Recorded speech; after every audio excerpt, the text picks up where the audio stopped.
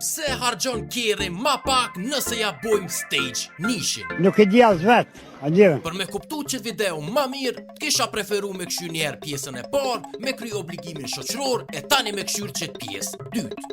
Po që ki. Për me ndodh një detonim ideal mes ajrit edhe karburantit, du të mi pas vlerat ideale. Po për me kuptu ma let, pi marrë do numra fiktiv.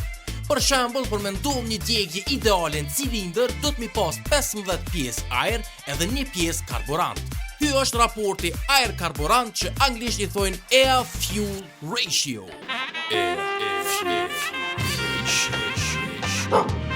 Prodhues të motorave e programojnë për shembull me 14 pjesë ajër edhe 1 pjesë karburant. Ky raport shkon në favor të karburantit se në cilindër e kem 1 pjesë ajër ma pak që njëkohësisht i bjen në përqindje ma shumë karburant se në raportin 15:1. Ky raport quhet anglisht rich, që do me thonë djeg ma shumë karburant se vlera ideale edhe rezulton me shpenzime ma të larta. E nëse e bën raportin për shembull 16:1, i thojnë anglisht lean, që do me thonë ky raport djeg ma pak karburant se vlera ideale edhe rezulton me shpenzime ma të ulta.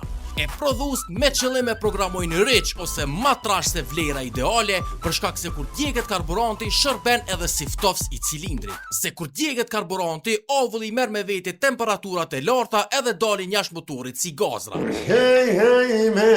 Do me thonë, ma shumë karburant, ma shumë ovull mas djegjes edhe ma shumë ftofje për motorin. Që do me thonë t'imbron pistonat nga temperatura, valvulat, injektor, turbon e tjerë. Me stage nish programojmë lean ose ma holl se prodhuesi, për që ata i kje dhe shpenzimet ma t'ulta me stage nish. Po tash, masi pas kanë këtë raport ma pak karburant, kemi pra dhe ma pak ftofje për cilindër, ku mujna me shtru pyetjen, a dëmtohen pjesë e motorit nëse i bojmë stage nish. Kjo kejt në vare pejteje, ama ki bo follow për mës me hu përgjigjen videon e radhës.